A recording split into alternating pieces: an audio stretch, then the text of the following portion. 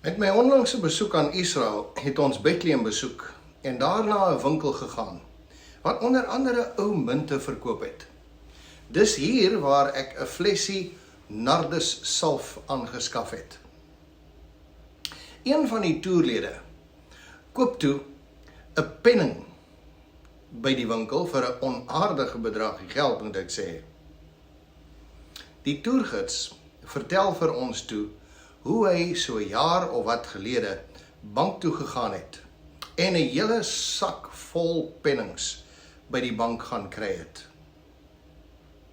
Hierdie munte is eintlik geheel en al waardeloos, nie baie geld werd nie. Intussen het die bankwese of die regering besluit dat hierdie geldeenheid uitgefaseer word en vandag is dit nie meer beskikbaar in Israel nie. Net soos die halfsent en die sent wat eens in ons geldstelsel bestaan het. En natuurlik waarvan die Bybel vir ons vertel dat 2 mossies vir 'n sent verkoop is, of dan 'n stuiwer. Dit lees ons in Matteus 10 vers 29. Wel, hierdie pennings is self minder as die ou halfsent werd. En 2 van hierdie pennings is gelyk aan 1 oortjie. Markus 12 vers 42 stel dit baie duidelik. 2 geldstukkies in, dis wat sy ingegooi het. Dit is 'n oortjie. En selfs dit is steeds nie eers 'n stuiwer nie.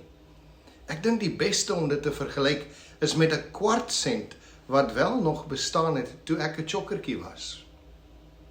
In elk geval, die gids gee toe vir elkeen van ons 'n klein sakkie, amper soos 'n banksakkie, met 2 pennings in. Nou, kom ons kyk hoe die Bybel hierdie hele verhaal aan mekaar gesit het. Jesus is in die tempel. En daar in die tempel kom die owerpriesters en die skrifgeleerdes en die ouderlinge by hom aan. En Lukas sê vir ons, hulle kom staan by hom en hulle wil weet deur watter gesag hy al hierdie wonders doen en hierdie werke wat hy doen. Nadat Jesus hulle eers direk geantwoord het, vertel hy vir hulle die verhaal van die wingerd wat uitverhuur is deur 'n man wat dit aangeplant het en op reis gegaan het. Hierdie verhaal eindig Jesus met 'n vraag. Wat sal die eienaar van die wingerd dan aan hulle doen? Lukas 20 vers 15. Hulle het nie gehou van Jesus se antwoord hierop nie. En hy draai dan sy antwoord wat hy gegee het om hulle nou behoorlik voor 'n keuse te stel.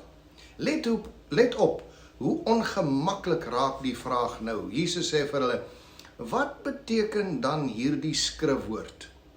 Die steen wat die bouers verwerp het, dit het 'n hoeksteen geword.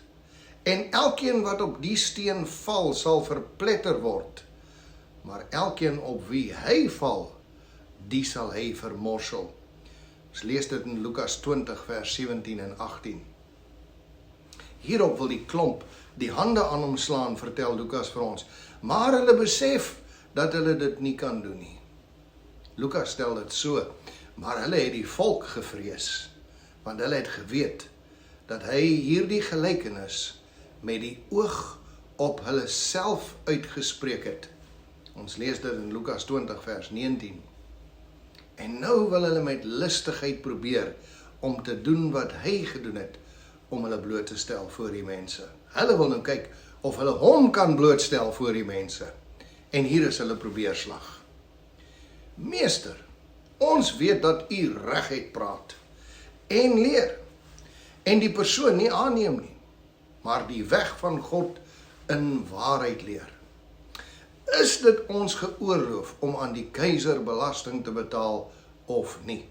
Lukas 20 vers 21 en 22. Maar Jesus sien reg deur hulle listigheid en sy antwoord is helder en duidelik. Waarom versoek julle my?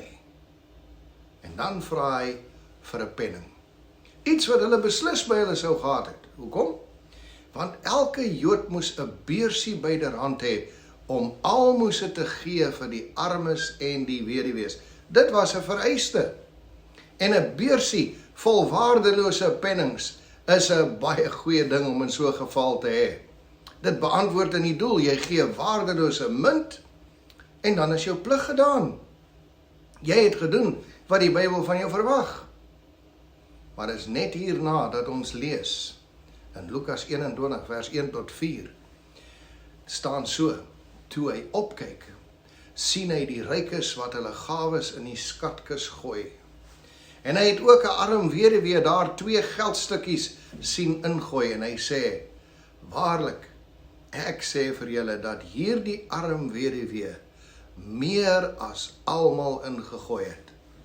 Want hulle almal het uit hulle oorvloed by die gawes van God ingegooi, maar sy het uit haar gebrek ingegooi, alles wat sy gehad het om van te lewe.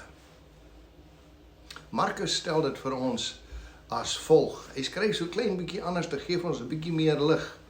Helder dit bietjie meer op. Markus 12 vers 42 tot 44. Hy sê, en daar kom een arm weduwee en gooi 2 geldstukkies in.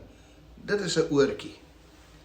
Toe roep hy sy disippels na hom en sê vir hulle, voorwaar, ek sê vir julle, hierdie arm weduwee het meer ingegooi as almal wat in die skatkis gegooi het.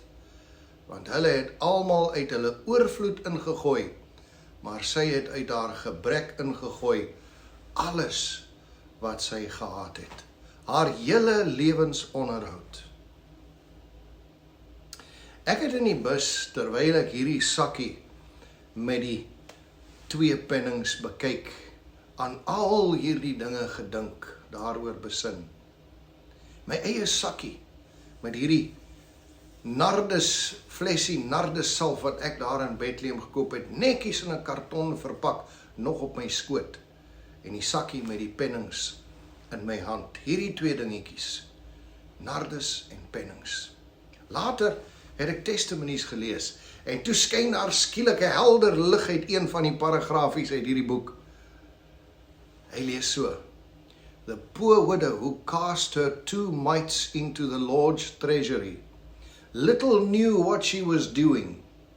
Her example of self-sacrifice has acted and reacted upon thousands of hearts in every land and in every age. It has brought to the treasury of God gifts from the high and the low, the rich and the poor. It has helped to sustain missions, to establish hospitals, to feed the hungry, to clothe the naked, to heal the sick, and to preach the gospel to the poor. Multitudes have been blessed through her unselfish deed, and the outworking of all these lines of influence, she, in the day of God, will be permitted to see. So with Mary's precious gift to the Savior, how many have been inspired to loving service by the memory of that broken alabaster box, and how she will rejoice as she beholds all this. Ek lees dit in Testimonies, volume 6, bladsy 310. Ja, hier in hierdie winkel in Bethlehem, die geboorteplek van ons Heer, hier kry ek toe die nardus en die 2 pennings, en die verhaal van hoe omvangryk beide hierdie dinge was in die verspreiding van die evangelie. Wat kan jou en my se onselfsugtigheid en selfopoffering nie tot gevolg hê nie? Kan dit veroorsaak dat ander dalk van hulle oorvloed sal bring om sendings te onderhou, om hospitale te vestig, om die wat honger is te voed, om die wat naak is te klee, om die siekes te help, en om die evangelie aan armes te verkondig? Kan jou en my onselfsugtige daad dalk menigtes tot seën wees? Kan dit dalk van daardie menigte aanmoedig tot liefdevolle diens, omdat hulle onthou van die geur van die nardus? Sal jy en ek kan juig wanneer ons die resultate van dit alles eendag sien? Of gaan jy spyt wees dat jy nooit uit jou oorvloed gegee het nie? Kom ons buig ons hoofde. Onse Vader wat in die hemel is, o Heer, baie dankie vir hierdie wonderlike verhaal van die pennings, wat hierdie weduwee in daardie skatkis kom ingooi het. Alles wat sy gehad het.